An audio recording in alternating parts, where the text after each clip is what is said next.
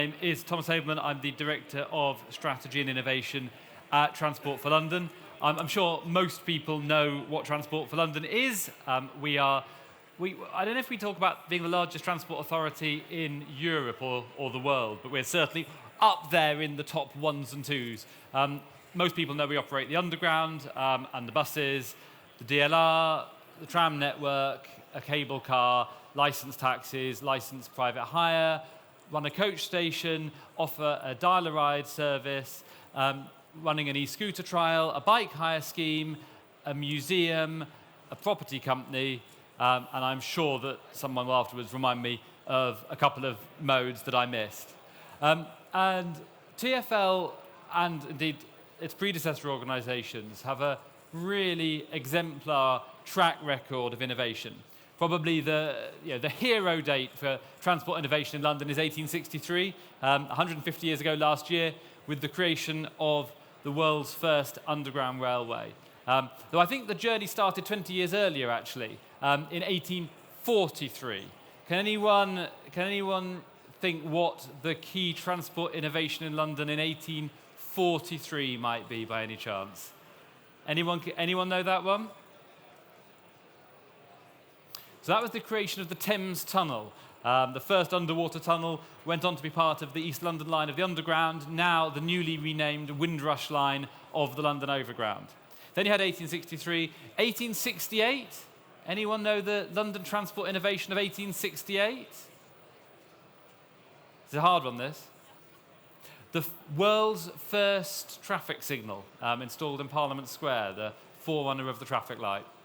We then went on, 1933, the tube map, 1971, the world's first automated metro, the Victoria Line, still running, I travelled on it every day.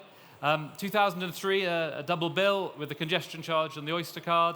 2012, the world's first public transport Olympics and the introduction of contactless on the buses. But it is harder now, because we're now in a world with much less money and far greater challenges. And one of the reasons I'm really excited to work at TfL, and one of the reasons I joined TfL 2.5 years ago, is because I just love the absolute clarity of ambition that TfL's got. So we've got 3 really key, incredibly ambitious goals. One of those is to achieve 80% mode share of public transport and active travel in London by 2041. It's currently just above 60%. And that 20% increase sounds tough. When you turn it on its head and say that 40% of journeys in London are currently made by private car, and that needs to halve to 20% by 2041, you really do get the sense of the scale of that challenge. The other 2 challenges are both zero challenges. Also, by that 2041 date, we have set ourselves the goal of Vision Zero, of no deaths and serious injuries on the transport network at all. Again, incredibly ambitious. But probably the most ambitious challenge of all is the challenge of achieving net zero by 2030, a target that we have been given by the Mayor, one that is beyond the scale of difficult, but it's really good to have clear, ambitious, motivating targets. So if we're going to achieve that, how on earth are we going to do it? And that's where innovation comes in. And there's probably 3 key lessons that I think we can learn. And the first is a lesson I'd like to take from Amazon. People have got different questions around Amazon's business practice, paying workers, etc., whatever it is. But they are undoubtedly one of the most innovative organizations the world's ever created, a $2 trillion company from nothing when in the early 90s.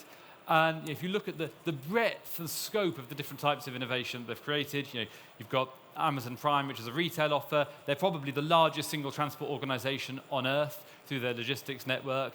Half the internet runs on AWS. I used to run a business that was based on Amazon Web Services. You've got Just Walk Out retail. You can just take something off the shelves and leave. You've got a Kindle e-reader. You've got an Alexa voice assistant. How on earth did they create that breadth of different types of innovation? And of course, the answer to that question is that you shouldn't look at the innovations that they created, it was the ones that didn't work. Because the simple answer is they simply experimented a lot, they tried a lot. So the Amazon innovations we all forget about are things like Amazon Restaurants, which is a restaurant booking platform, or Askville, their search engine that never made it, or their fashion brand Endless, which ended, or their spa brand Haven, which we've all forgotten about. Or do you remember those buttons? A number of years ago, they invented this button, and they were going to have buttons all around your house. And like when you were washing up and you ran out of Fairy Liquid, you'd press the Fairy Liquid button, and then Fairy Liquid would be dispatched immediately from the warehouse. And they put a lot of money into this, and it turns out we all don't want to live in houses filled with buttons, but they thought we might. And of course, there was £1 billion on the Fire Phone. So the fundamental lesson there is we just need to be willing to try things that might not work. And in transport, that's something we sometimes struggle with. We're a very precise industry because we've got safety critical responsibilities, we've got operational responsibilities, and those are incredibly important. But actually, without compromising those, there's a lot we can try and experiment. And if we're going to meet those targets, we've got to be willing to try and experiment. The second lesson is around working collaboratively. At TfL, we've very recently launched our Innovation Collaboration Framework, which is it's an experiment. We've not done it before. We don't know how it'll work. But one of the challenges we face as an organisation is if we want to try something new, public procurement rules make that really hard because we need to know what we want to buy, but we don't know what it is we want to buy yet because something hasn't been created yet. But how do you ask someone in this room to innovate and come up with something new if you're going to work with us to create it, and then you might not get the contractor to deliver things? We've got to go out and re-procure it. So we've now procured for the first time a framework of official TfL innovators who we can work with to co-create solutions. And those partners know they have got the security, they can invest behind that co-creation, because if the innovation works, we've already got procurement authority to buy that solution. Mercedes-Benz and Sopra Steria are our two first innovation collaboration framework partners. We'll see how it goes. We can roll it again, we can learn from it and change it as it works. But it's also just about working together where there's things we can do. So one of the things we looked at last year was the fact that we spent £350 million on new cycleways, and yet people can't find them, and they're not using them because no digital wayfinding platform was actually sending people down the cycleways when cycling. And we put out a call to the industry and said, who could help with this? And I have to say, all credit to Google. Google really came to the party, have worked incredibly collaboratively with us, and have now launched a new cycling algorithm globally as a result of the collaboration work that we've been doing with them. So one, experiment, two, collaborate.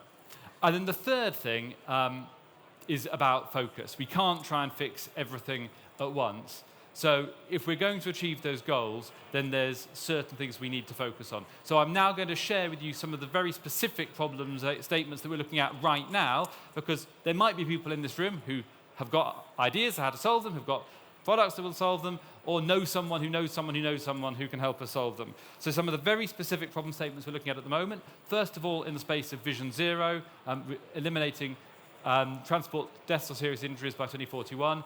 Tube dust, actually, that's something that is not going to cause many deaths or many serious injuries. It's already below safety standards, but the success TfL's had with ULEZ has put the focus on the fact that actually we own a network that still has higher levels of air pollution than we would like, which is our own underground network.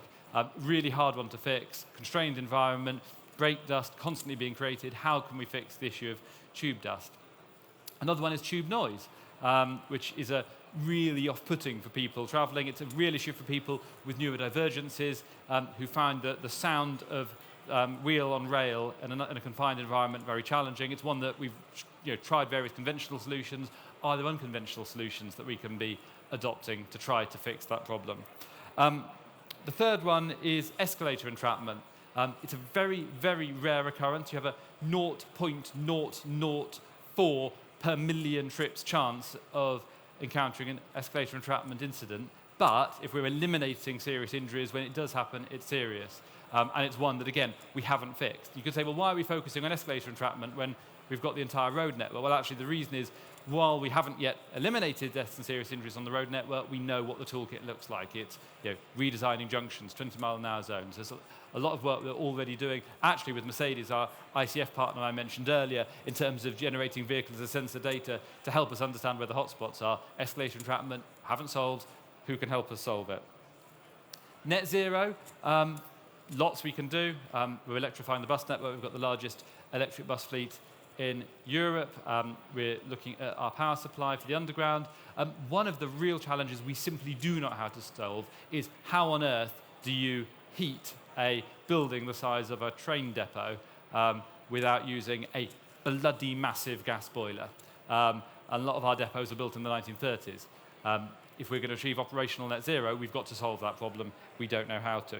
And then the last of those three key challenges was around mode share.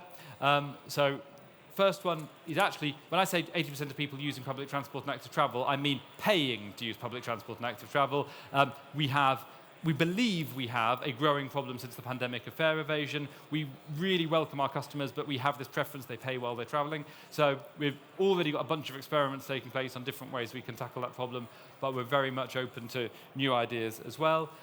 We believe there's a whole suite of different applications around computer vision, and we're talking to a whole bunch of different people around computer vision, but again, welcome further different conversations, because it just feels like that's in general, I'm focused on problem statements. That's probably the one area where it just feels like there is a solution to so many problems. How should we be thinking about this?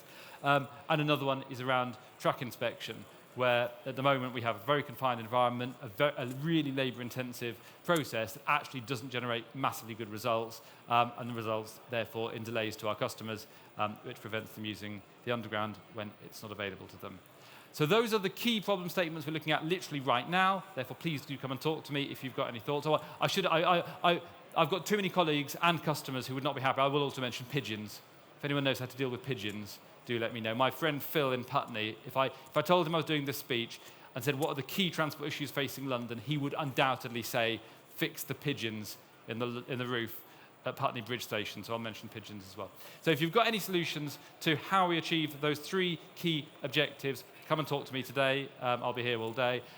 Also, do remember the following. It's not a difficult website address to remember, www.tfl.gov.uk/innovation, because we have an innovators database there, and it's really useful to us when we put out problem statements, competitions and challenges, if people who might have solutions to our challenges have registered there, because then you get to hear about them, and we know who we should be collaborating with.